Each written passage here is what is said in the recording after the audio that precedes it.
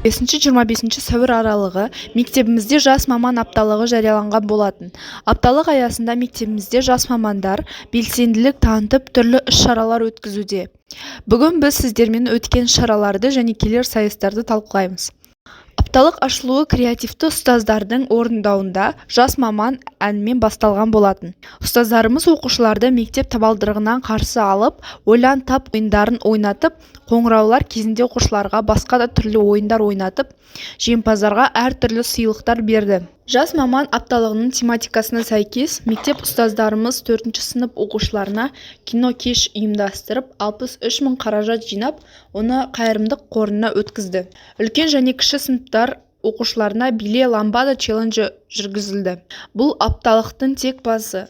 Келесі кезекте 22 сәуір 7-ші сыныптар арасында физика әлем сайысы.